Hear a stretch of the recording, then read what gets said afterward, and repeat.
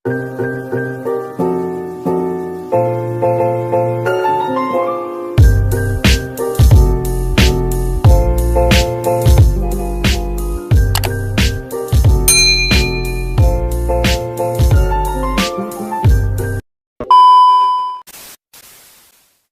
teman-teman, kali ini saya akan melanjutkan pembahasan materi saya mengenai klausa dan kalimat. Jadi ini adalah lanjutan materi dari pembahasan saya yang pertama.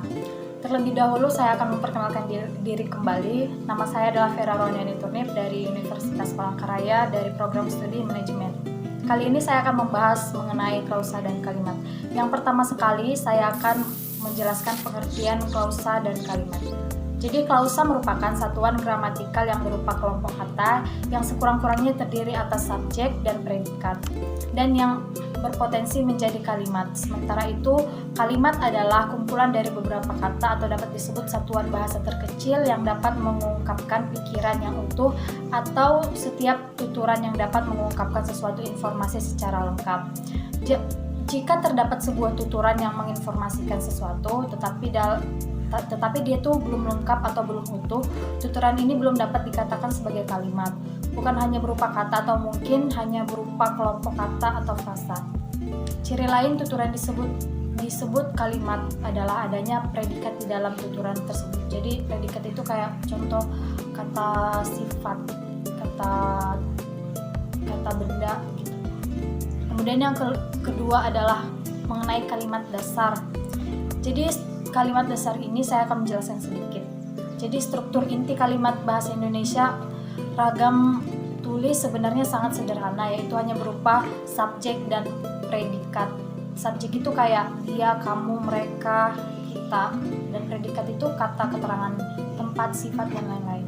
Struktur inti tersebut dapat diperluas menjadi beberapa tipe kalimat. Contohnya, anak itu sering melamun. Jadi anak itu adalah termasuk subjek dan melamun itu adalah predikat.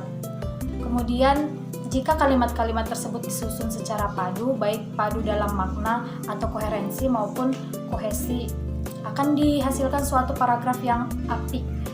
Agar dapat membuat paragraf secara baik, penguasaan terhadap kalimat dasar tersebut tidak dapat ditawar-tawar lagi atau agar dapat membuat kalimat secara baik. Unsur-unsur dalam kalimat harus dikenali secara baik pula. Unsur kalimat itu lazim disebut konstituen yang biasanya berupa kata, frasa, dan klausa, dan lazimnya konstituen ini tersebut menduduki atau mengisi salah satu fungsi dalam kalimat. Jadi fungsi dalam kalimat itu ada berupa subjek, predikat, objek, pelengkap, dan keterangan. Agar lebih jelas di bawah ini, kali ini saya akan menjelaskan tentang ciri subjek, predikat, objek, pelengkap, dan keterangan. Jadi ciri subjek itu kayak saya, mereka, kita, terus dia gitu. Kemudian kalau predikat itu kayak keterangan sifat, keterangan benda, kata sifat, kata benda. Terus kalau objek itu kayak keterangan objek itu kayak tempat, keterangan tempat, contohnya di Medan, di Surabaya, di Kalimantan. Terus kalau pelengkap itu kayak keterangan pelengkap itu kayak petang hari, sore hari, malam hari gitu. Kemudian yang terakhir ini saya akan membahas mengenai analisis kategori fungsi dan peran. Jadi analisis kategori fungsi dan peran ini, kalimat dapat diuraikan berdasarkan kategori fungsi dan juga perannya.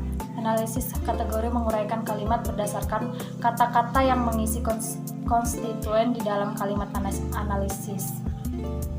Analisis fungsi menguraikan kalimat berdasarkan subjek, predikat, objek, pelengkap, dan atau keterangan juga. Analisis peran menguraikan kalimat berdasarkan makna-makna unsur bentuknya. Jadi untuk pembahasan kali ini saya hanya membahas sedikit tentang klausa dan kalimat yang saya ketahui.